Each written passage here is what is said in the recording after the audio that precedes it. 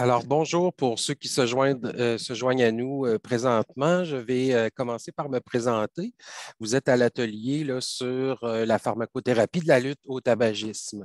Mon nom est Jean-Pierre Bernier, je suis pharmacien.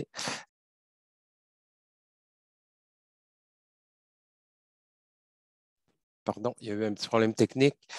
Donc, je disais que je suis pharmacien dans le CHU de Québec, principalement à l'hôpital du Saint-Sacrement. Et ça fait plus de 20 ans que je m'intéresse à la lutte au tabagisme. Parfois par l'enseignement, d'autres fois par des conférences invitées à travers la province. Et je suis impliqué à différents niveaux, là, au niveau provincial et national, dans la lutte au tabac. Alors, c'est un sujet qui me passionne, bien entendu. C'est important de faire la déclaration des conflits d'intérêts quand on parle de sujets là, qui touchent à la pharmacothérapie. J'ai déjà reçu des honoraires pour des conférences des deux principaux compétiteurs dans le domaine, soit Johnson Johnson, qui fabrique les produits là, de thérapie de remplacement nicotinique, et la compagnie Pfizer qui commercialise le Champix. Ceci dit, j'assume l'entièreté du commentaire que j'ai avec vous aujourd'hui, étant donné qu'il n'y a pas d'influence quelconque à ce niveau-là. Alors, les objectifs qu'on m'a demandé de couvrir avec vous, dans un 30 minutes, on va quand même faire un survol pour l'usage optimal des aides antitabagiques en se concentrant sur la thérapie de remplacement nicotinique. Présenter les éléments clés des plus récentes lignes directrices pour nous aider dans notre travail et dans notre approche auprès des patients et de connaître la réglementation entourant la prescription d'une aide antitabagique. Alors, est-ce que c'est encore pertinent aujourd'hui de parler d'arrêt tabagique? Bien entendu, ça demeure l'intervention clinique la plus puissante que vous pouvez réaliser, car le tabagisme, c'est la cause de décès évitable numéro un dans le monde et ça demeure. Au Québec, principalement, il y a eu une amélioration au niveau de la prévalence. Elle est à la baisse depuis les années 90. Par contre, voyez-vous, dans les récentes statistiques, en 2020, il y a encore pratiquement 13% des Québécois qui fument au moins une cigarette par jour. Donc, c'est encore beaucoup trop et ça suscite des coûts qui se chiffrent en milliards juste pour la province de Québec.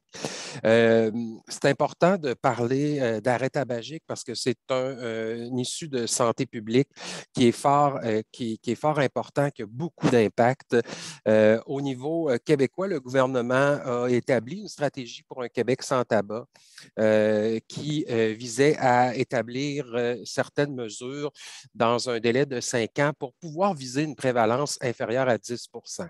C'est sûr que la COVID est venue un peu brouiller les cartes et retarder un peu tout ça, mais je pense que dans les prochains mois, prochaines années, on devrait voir se déployer là, différentes stratégies pour arriver à atteindre cette prévalence-là. C'est rendu là, on a des fumeurs qui sont récalcitrants, on a des gros fumeurs, on a des gens qui ont développé une bonne dépendance. Donc, pour réussir à atteindre ça, il y a du travail à faire. Au niveau canadien, on a déclaré il y a quelques années endgame, en ce sens que on veut mettre les efforts en santé publique pour amener la prévalence en 2035 inférieure à 5%. Il y a beaucoup de travail à faire pour en arriver là. C'est pas facile d'écraser, c'est pas facile d'arrêter de fumer. La plupart des fumeurs le font avec un sevrage brutal, sans aide pharmacologique, par la simple volonté. 96% des fumeurs qui ont recours au sevrage brutal auront échoué après un an, c'est-à-dire auront recommencé à fumer. Donc, c'est très faible comme taux de succès et donc d'où l'importance de penser aux aides pharmacologiques dans ça. Qu'est-ce qui se passe? Bien, quand le dispositif même de la cigarette est très fort parce qu'il va aller délivrer la nicotine, qui est la substance addictogène, et elle va la délivrer en amenant dans le cerveau en à peine 10 secondes des taux de nicotine significatifs pour aller exciter les des récepteurs nicotiniques à la base du cerveau. Ceux-ci vont amener un potentiel d'action dans la zone de récompense et va susciter la sécrétion de dopamine de façon supraphysiologique. Puis dans le phénomène de dépendance, il y a ça qui est important à considérer, la rapidité avec laquelle on atteint le site d'action. Il n'y a à peu près rien qui bat la nicotine et la cigarette comme méthode de délivrance. Même les drogues intraveineuses n'arrivent pas au cerveau aussi rapidement. Alors, qu'est-ce qui se passe quand le patient est en sevrage nicotinique, quand il arrête de fumer? Il y a des symptômes. Envie impérieuse de fumer, hein, le goût de revenez-y, puis toute une gamme de symptômes le neuropsychiatriques que vous connaissez, mais il y a aussi des symptômes physiques qui peuvent apparaître sur certains patients comme la toux, la sudation, des tremblements, des céphalées, etc.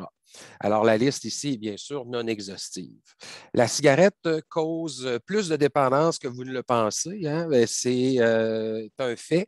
La probabilité de dépendance après avoir fumé une seule cigarette est de l'ordre de 32 %. La drogue qui se rapproche le plus de ça est l'héroïne. Ça, c'est quelque chose qu'on considère, qu'on ne connaît pas souvent. C'est très, très addictogène, la cigarette, le tabagisme. Puis là, on peut se demander, bien, la TRN, elle, c'est de la nicotine, en fait, qu'on va donner. Est-ce qu'on va aussi causer de la dépendance en utilisant de la nicotine pour aider le patient à s'en sortir?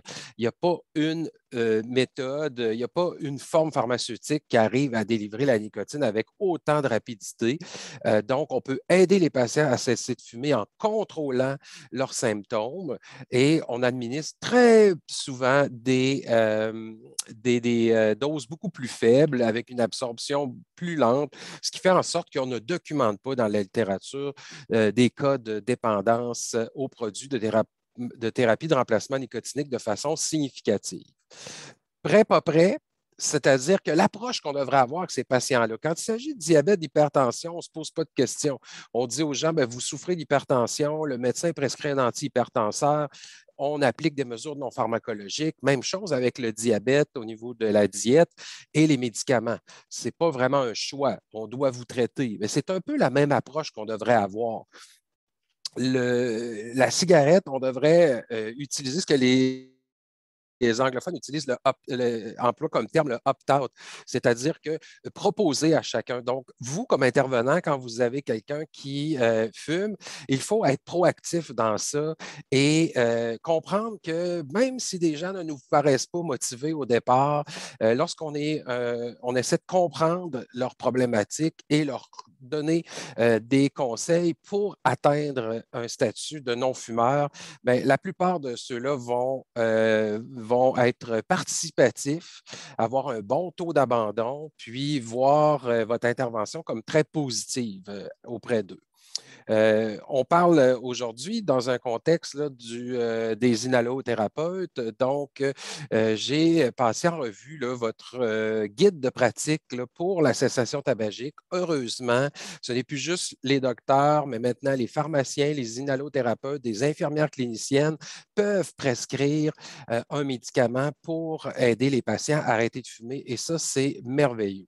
Alors, dans votre guide de pratique clinique, parce qu'ici, on parle avec des inhalothérapeutes, on identifie quels sont les médicaments qui sont utiles pour aider les patients à arrêter de fumer. On parlait principalement de la thérapie de remplacement nicotinique. Il y a différentes formes pharmaceutiques, hein. On parle du timbre, mais il existe aussi 4 autres formes disponibles. Mais gardons aussi en tête que des médicaments d'ordonnance qui sont non nicotiniques. On parle du bupropion, le Ziban, et la varénicline, qui est le Champix.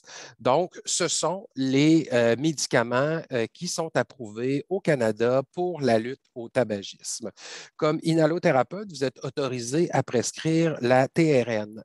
Donc, c'est important que vous connaissiez la posologie, le mode d'emploi, les contre-indications, mise en garde des précautions et les principaux effets secondaires. On va les passer en revue là, au cours des prochaines minutes. Et je trouve ça intéressant parce que dans votre guide, on parle aussi de l'efficacité de la TRN d'association en la mettant en avant-plan et en l'exprimant comme plus efficace. En effet, Donc, trois principes actifs. Tout simplement de la nicotine. On va se servir de ça pour aider les patients à atténuer leur sevrage, le Ziban ou le Champix, qui ont tous démontré un bon taux d'efficacité.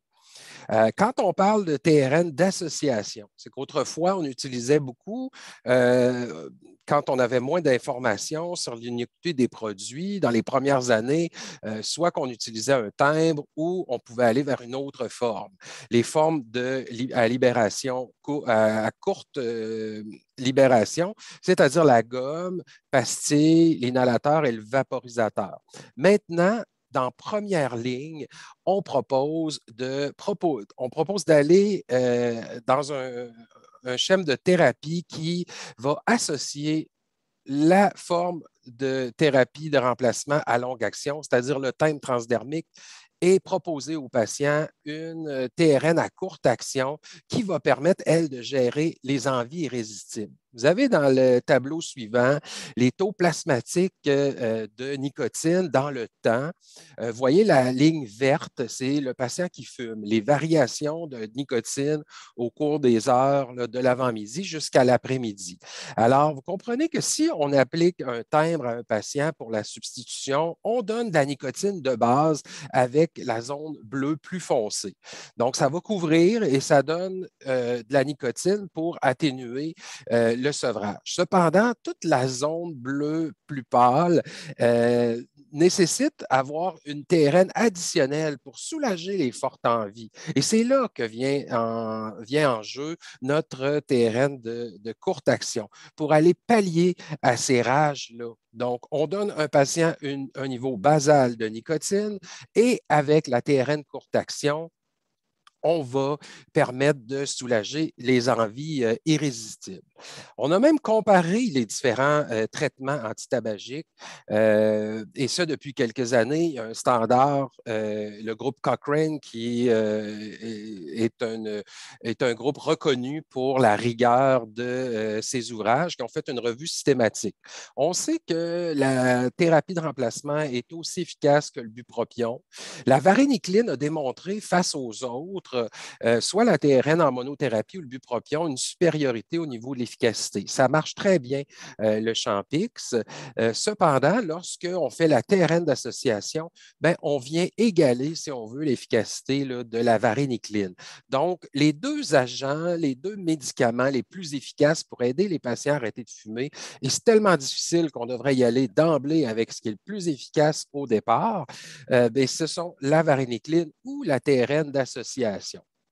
Alors, on s'est demandé aussi, le même groupe a revisé en 2019 parce qu'il y a beaucoup de littérature sur le sujet. Bon, les doses différentes, les durées de traitement, le mode de libération de la nicotine, puis on comparait tout ça en faisant une grande revue. Les principales conclusions de cette méta-analyse est que le traitement d'association de TRN confère la meilleure efficacité. Ça, c'est maintenant plus contestable. Ensuite, la TRN courte action, on se demandait, est-ce qu'entre la gomme, la pastille, il y en a un qui est plus efficace que l'autre? Il y a le nouveau vaporisateur buccal qui est très populaire et très attrayant pour les patients, mais en fait, tous les TRN courte action, si elles sont bien utilisées, ont une efficacité comparable.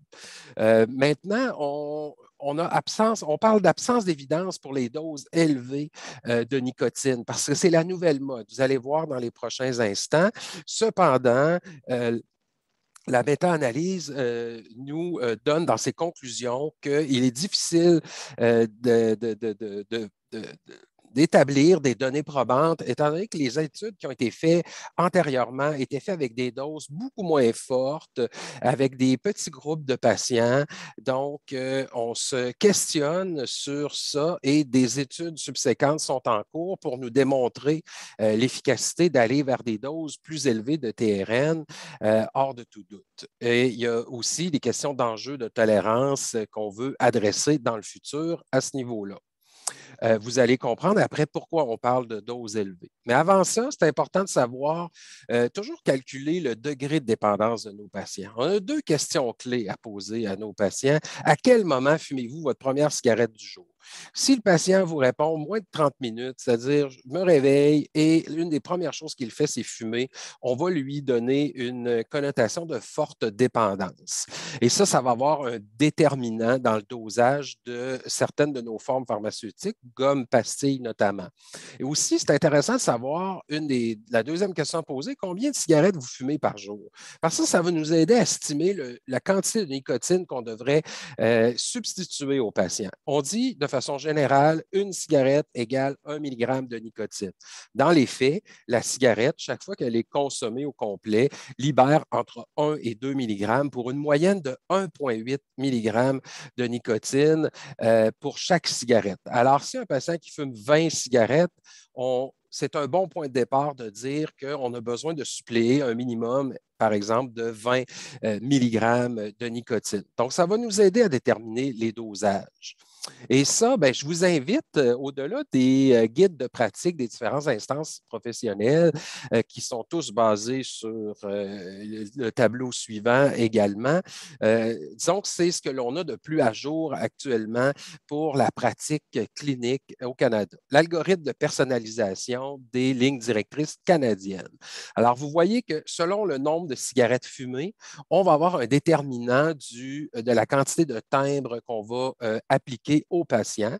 Et à ça, on doit choisir une TRN d'action brève, du moins la proposer aux patients. Alors, vous voyez que quand un patient fume 30 cigarettes par jour et plus, un grand fumeur, ben, dans les lignes directrices, on suggère d'emblée d'aller avec 28 milligrammes de nicotine. Ce qui est logique si on fait le petit calcul là, dont je vous parlais tout à l'heure. Et donc, 28 milligrammes. Donc, ça veut dire 2 times, ça, parce qu'il existe 3 formes. Hein. Il existe 3 concentrations, 7, 14, 21. Ça veut dire qu'on applique un time de 21 et un time de 7 milligrammes aux patients et l'importance du suivi, 1 à 4 semaines après la date d'abandon. Puis, on évalue avec le patient comment ça va. On peut continuer avec la dose actuelle si tout se passe bien, puis envisager par la suite de diminuer graduellement. Si le patient fume encore au bout du temps de suivi, selon le nombre de cigarettes fumées, on va proposer d'ajouter à la thérapie et d'augmenter. Je vous amène l'algorithme de pharmacothérapie qui a été publié par le regroupement des pharmaciens pour un Canada sans fumée ou par les opinions d'experts, mais aussi basé sur les lignes directrices. Là, tout ça se rejoint là, dans presque 90 du temps, sauf que remarquez qu'on est allé un petit peu plus loin dans le regroupement des pharmaciens pour un Canada sans fumée en disant que, par exemple, un patient qui fume 40 cigarettes et plus par jour, la dose de départ pourrait facilement être 2 times de 21 ou plus. Donc, c'est ça quand on parle des doses élevées de nicotine, c'est aller au-delà du 21. On a le stigmate là, que la dose maximale, c'est un time de 21 milligrammes. C'est faux et c'est un des principaux des messages clés que j'ai à passer aujourd'hui. C'est que maintenant, on peut se permettre d'aller un peu plus loin et surtout quand le patient est fortement dépendant, il a répondu qu'il fumait dans 30 minutes. Bien, voyez, l'algorithme de l'Association des pharmaciens est encore plus agressif, si vous me permettez l'expression, à savoir que déjà pour un patient qui fume 30 à 39 cigarettes par jour, par exemple, on va proposer 35 milligrammes de nicotine, c'est-à-dire 21 plus 14. Bien entendu, au-delà de ces algorithmes-là, il n'y a rien qui prévaut l'individualisation de la thérapie, bien entendu.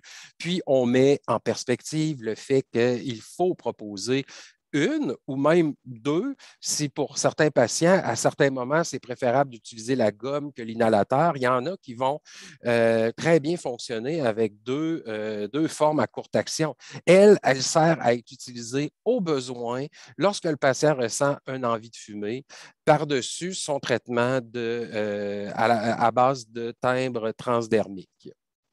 Alors, l'utilisation des doses élevées, c'est-à-dire au-delà de 1 milligramme, là, bon, c'est sûr qu'on travaille hors indication. OK? Donc, on peut peut-être cibler pour se rendre davantage confortable dans leur utilisation les échecs avec des doses standards, les gros fumeurs, ceux qu'on identifie comme fortement dépendants. Les gens qui ont fait plusieurs tentatives et qui nous disent, moi, ça n'a pas fonctionné avec les thèmes de nicotine, bien, on vérifie le dosage. C'est un patient qui fumait 2 paquets par jour, 50 cigarettes, puis on lui a mis un thème de 21, puis il a fait un échec parce que probablement il n'y avait pas suffisamment de nicotine, comme ceux qui ont beaucoup de symptômes de sevrage. Les principaux effets secondaires, c'est surtout avec les thèmes, l'irritation cutanée. Un patient sur 2, c'est irritant pour la peau, la nicotine, donc va présenter de l'irritation, ça se gère bien. Sinon, les signes de légère intoxication vont se passer par les nausées, céphalées, les étourdissements.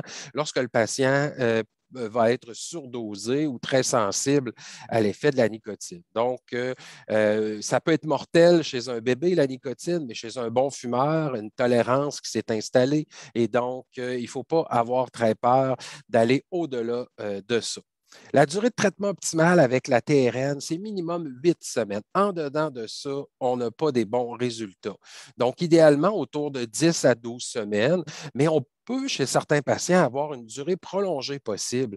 Jusqu'à 24 semaines, c'est jugé sécuritaire, c'est jugé que c'est également, il y a une efficacité qu'on peut aller chercher chez certains patients. Il y en a qui vont utiliser la TRN des fois jusqu'à 1 an. Au-delà de 6 mois, on n'a pas vraiment de preuves tangibles d'une efficacité, mais pour certains patients qui ne sont pas prêts à se départir, ça peut être également quelque chose envisagé. Donc, c'est important. Je vous ai mis des diapos qui vont vous donner des indications sur l'utilisation optimale des différents produits. Je vais passer quand même rapidement là-dessus. L'application du timbre, comment bien le faire. Idéalement, on dit aux patients d'appliquer le timbre 24 heures. Ceux qui vont présenter de l'insomnie secondaire pourraient l'enlever au coucher, mais ce n'est pas souhaitable pour la plupart des patients. La gomme à la nicotine n'est pas une gomme normale qu'on va prendre, là. Donc, il faut répéter, regarder et la technique d'utilisation avec le patient. Il va mâcher, aller placer la gomme entre la joue et la gencive parce que la nicotine que l'on donne, peu importe la forme de courte action, elle est absorbée par la muqueuse buccale. Ce n'est pas en avalant la salive, ce n'est pas en respirant, en voyant dans les poumons l'inhalateur ou le vaporisateur. Ça se passe au niveau buccal. Alors, il y a des choses à prendre en considération. La mini-pastille et la pastille se dissout habituellement environ en 10 minutes, mais encore une fois, il faut que le patient la déplace et permette la libération de la nicotine. Même chose avec le Vapo éclair qu'on doit administrer. On demande aux patients de ne pas respirer, de ne pas prendre une grande respiration en prenant la bouffée pour ne pas envoyer le liquide trop loin là, dans le larynx et causer possiblement des irritations. C'est au niveau buccal.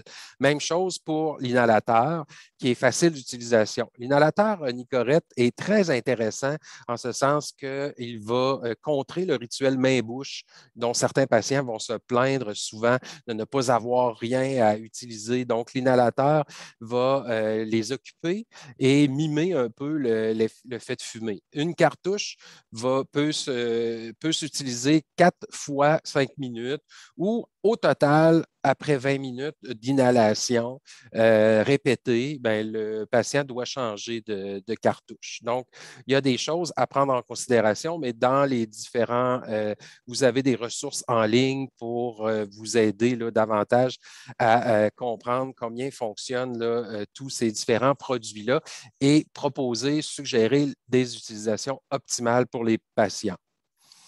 Donc, la TRN, il y a plusieurs approches. Hein. Maintenant, on reconnaît les approches de pré-abandon et post-abandon. Vous savez, autrefois, dans la monographie, par exemple, de Nicoderme ou de Abitrol, on disait si le patient fume une cigarette, on doit lui suggérer d'enlever le thème. Il ne faut pas fumer en même temps que d'avoir un thème d'appliquer. Bien, ça a été retiré des monographies, des licences de produits. Alors, aujourd'hui, on va très bien utiliser chez certains patients la TRN en pré-abandon. Euh, ou parfois dans le contexte de réduire pour arrêter qui plaît beaucoup à beaucoup de patients, ou l'approche plus classique en post-abandon. Le patient a une date d'arrêt, soit il est en monothérapie ou en TRN d'association qu'on va tenter de favoriser. Le principe est simple. C'est pour appuyer la réduction, d'appliquer la thérapie avant. On appuie l'arrêt complet pendant le processus d'écrasement et après va nous aider à maîtriser les envies de fumer. Le principe est très simple. Par exemple, prenons le cas de Simon qui fume, un patient de 59 ans, 20 cigarettes par jour depuis l'âge de 18 ans. Il veut cesser de fumer, mais rendu à la date qu'il se fixe, l'anxiété prend le dessus et il échoue. C'est un patient pour qui le traitement de pré-abandon serait très intéressant. Donc, 2 à 4 semaines avant le moment fixé, on va proposer au patient d'appliquer son timbre. Ça va atténuer le renforcement positif de la cigarette. On va habituer le patient au timbre et des études n'ont réussi à nous démontrer qu'il y avait un certain intérêt à faire ça et l'innocuité était aussi intéressante. Judith, elle, fume 12 cigarettes par jour depuis 5 ans et elle avait réussi à diminuer, mais pas capable d'aller plus bas. Elle voudrait arrêter, elle ne se sent pas prête. Donc, sans aide pharmacologique, ça n'a pas fonctionné, mais on sait maintenant que l'approche réduire pour arrêter là, est très attirante pour un bon nombre de patients. Ça peut quadrupler les chances d'y arriver. Et la 2 tiers des patients vont choisir cette méthode-là. Donc, s'il consiste à prendre un outil, toujours une TRN, on suggère action rapide. Et là, vous avez un exemple de taux de réduction là, et on va demander aux patients de remplacer des cigarettes ou d'espacer le temps entre le temps de 2 cigarettes, éliminer les moins importantes en premier et le remplacer par l'utilisation des produits de courte durée. Alors ça nous permet d'atteindre, là, de descendre le nombre de cigarettes fumées par le patient, soit pour viser un arrêt complet ou pour viser une autre étape qui serait d'intensifier là, la thérapie. Donc, on peut personnaliser l'approche en réduire pour arrêter. Il y a différentes techniques. Je vous laisse prendre connaissance de ça. Les précautions reliées à la TRN, ce sont des précautions qui sont relatives. Autrefois, là, il était beaucoup plus étoffé que ça. Maintenant, on dit là, angine instable, problème cardiaque, là, infarctus, arythmie sévère, patient qui a fait un, AVC, un ACV. Dans les moins de 48 heures, on suggère là, d'attendre un peu avant d'amorcer des thérapies. Ceci dit, sur les unités coronariennes, maintenant, les cardiologues, les pharmaciens qui travaillent sur ces unités-là vont des fois dans le 24 heures suivant un épisode aigu cardiovasculaire proposer une TRN. C'est juste que ça a été moins étudié. Grossesse et allaitement, ben, il y a des précautions à prendre, bien entendu. On pourrait en jaser là, bien longuement de la façon d'utiliser, mais c'est pratiquement ça. Sinon, là, principalement, tous les candidats pratiquement tous les fumeurs sont candidats à la TRN. Juste un mot, gardons en tête qu'il existe aussi des médicaments qui peuvent parfois être de bonnes alternatives. Il y a notre fameux Champix hein, qui a une double action. Il remplace la nicotine parce qu'il va être un agoniste partiel. Il va faire libérer de la dopamine, mais en même temps, il a une plus grande affinité que la nicotine pour le récepteur. Donc, le patient qui fume va voir sa cigarette beaucoup moins gratifiante parce qu'elle n'arrive pas au récepteur pour faire sécréter de façon supraphysiologique le niveau de dopamine que l'on veut aller chercher habituellement. La durée de traitement est à peu près la même qu'avec la TRN. Il y a des effets secondaires, principalement les nausées à la plus forte dose. Parfois, on est obligé de rediminuer les doses, mais en général, c'est très bien toléré. Pour ceux qui se rappellent, le Champix avait eu une très mauvaise presse à une époque parce qu'on avait révélé, on se posait des questions sur l'exacerbation de troubles neuropsychiatriques. Ben, les études ont réussi à nous faire comprendre que c'était plutôt des symptômes de sevrage qui peuvent arriver avec n'importe quel médicament quand les patients arrêtent de fumer, présenter des symptômes qui peuvent ressembler à un tableau dépressif, tout simplement. Et ce n'était pas la molécule, donc ce n'est pas une contre-indication à utiliser chez les patients qui ont des troubles psychiatriques, des antécédents, mais dont leur maladie est stable, par exemple. Il y a aussi le Ziban, qui est un antidépresseur, mais c'est le seul antidépresseur qui fonctionne pour arrêter de fumer parce qu'il a une activité antagoniste nicotinique. Alors ça reste quand même intéressant. On peut utiliser aussi le bupropion pour aider les patients à arrêter de fumer et en association avec nos autres traitements aussi qui peuvent optimiser le tout. Les traitements de deuxième intention, vous voyez ici les différentes combinaisons qu'on peut faire. Champix et TRN, ça se peut. Bupropion et TRN, ça se peut aussi. Bupropion, Champix, on le recommande dans des cas plus réfractaires, mais je l'ai encadré en rouge parce qu'il y a moins de données là, qui démontrent à l'heure actuelle qu'il y a une plus-value à combiner les deux médicaments là, comme tels. Je termine en vous parlant d'adhésion thérapeutique. Il existe une corrélation. C'est très important de regarder l'adhésion avec nos patients. La plupart d'entre eux ne finissent pas leur traitement pour différentes raisons. Et donc, c'est un des endroits là, où on est acteur clé et on a un rôle à jouer parce qu'on voit que les taux de réussite sont en fonction de l'adhésion au traitement. La couverture des produits antitabagiques, pour la varénicline, c'est 12 semaines. Il peut y avoir un 12 semaines supplémentaire, Ziban 12 semaines.